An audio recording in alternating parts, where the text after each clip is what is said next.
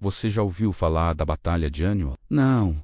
Então prepare-se, porque essa não é só uma batalha. É a história de um dos maiores desastres militares da Espanha. Um colapso tão humilhante que abalou a monarquia e reescreveu a política europeia no norte da África. Em 1921, a Espanha sonhava em expandir seu império colonial no Marrocos, na região montanhosa do Rif. O general Manuel Silvestre, comandante das tropas espanholas em Melilla, tinha um plano ambicioso: avançar rapidamente para o interior e conquistar a Baía de Alhucemas. Ele estava confiante, talvez até demais. Sua estratégia era espalhar pequenas fortificações, chamadas de blocaus, por todo o território.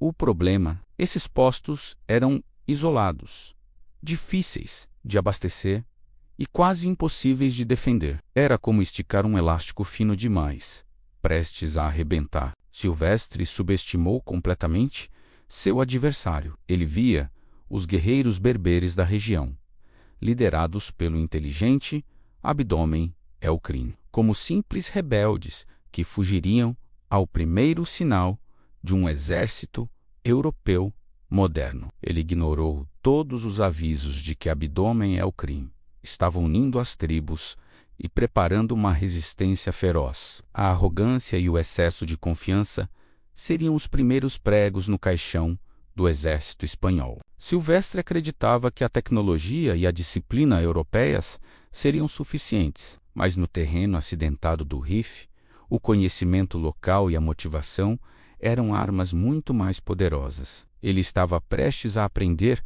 essa lição da maneira mais brutal possível. A cena estava montada para uma catástrofe, que entraria para a história da Espanha como o desastre de Aniwa. O desastre começou em julho de 1921, num posto avançado chamado Igueriben. As tropas espanholas lá posicionadas foram cercadas e ficaram completamente sem água sob o sol escaldante do norte da África. Desesperados e exaustos, eles foram massacrados pelos guerreiros de Abdômen el-Krim. A notícia da queda de Igueriben se espalhou como fogo em palha e o pânico tomou conta do acampamento principal em Aniwa.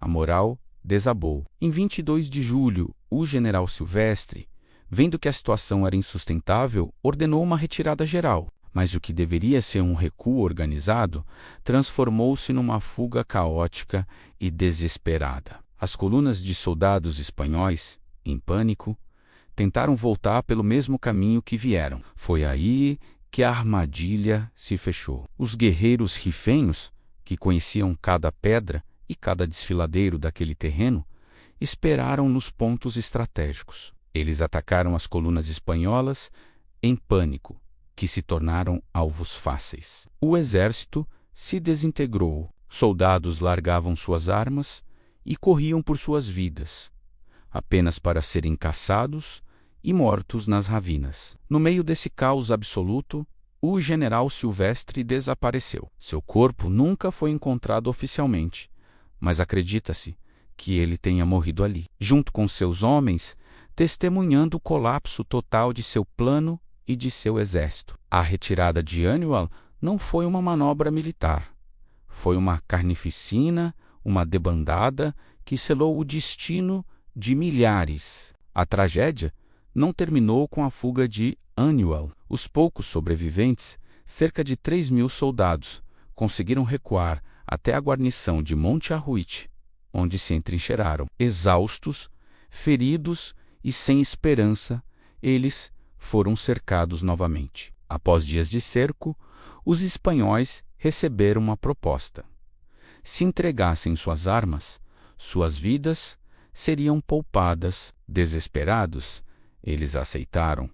Entregaram seus fuzis, suas metralhadoras, tudo. Mas a promessa foi quebrada. Assim que se viram desarmados, os soldados foram atacados. A maioria foi brutalmente assassinada pelos combatentes tribais, que estavam tomados por uma fúria acumulada por anos de ocupação e brutalidade colonial. Monte Arruite se tornou um símbolo da traição e da selvageria daquela guerra. Agora, vamos aos números, porque eles são assustadores e mostram a dimensão do desastre. Estima-se que entre 10.000 e 13.000 soldados espanhóis morreram em questão de semanas. Foi uma perda humana catastrófica, mas não foi só isso. Os rifenhos capturaram um arsenal gigantesco, cerca de 20.000 fuzis, 400 metralhadoras e mais de 120 canhões. Basicamente, o exército espanhol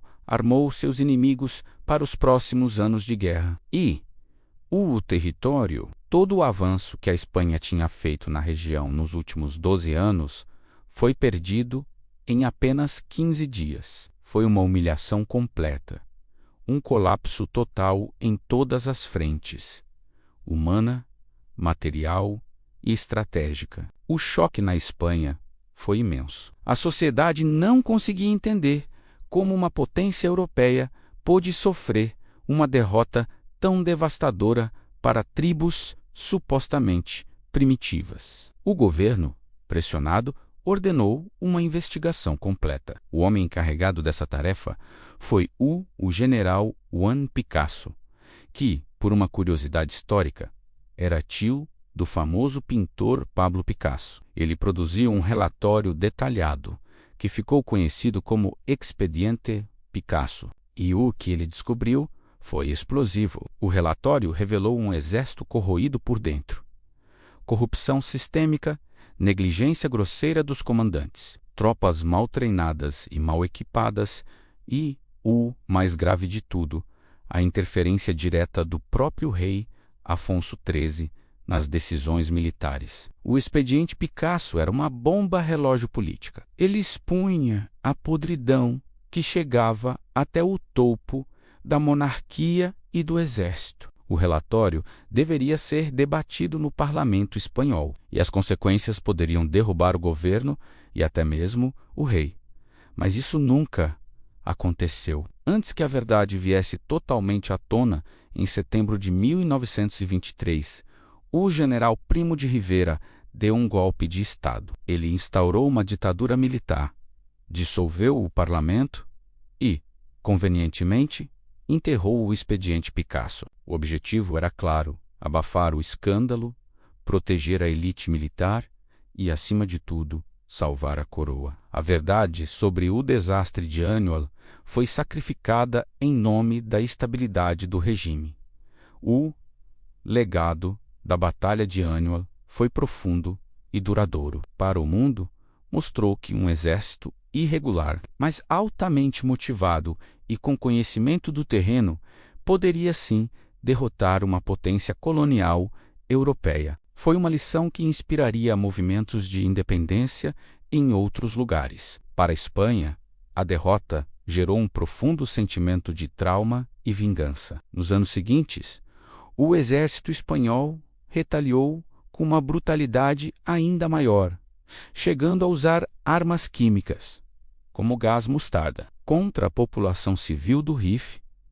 Essa guerra também forjou uma nova elite de oficiais militares, os chamados africanistas, que se tornaram endurecidos e implacáveis. Entre eles estava um jovem oficial que aprendeu muito com os erros de Aniol e que, anos mais tarde, usaria sua experiência na África para liderar um golpe e se tornar o ditador da Espanha. Francisco Franco. O desastre de Aniol não foi apenas uma batalha perdida, foi o evento que plantou as sementes da Guerra Civil Espanhola e de décadas de ditadura. Obrigado por assistir. Se você gostou de mergulhar nessa história pouco conhecida, mas crucial, não se esqueça de deixar o seu like, se inscrever no canal e ativar o sininho para não perder os próximos vídeos. Até a próxima!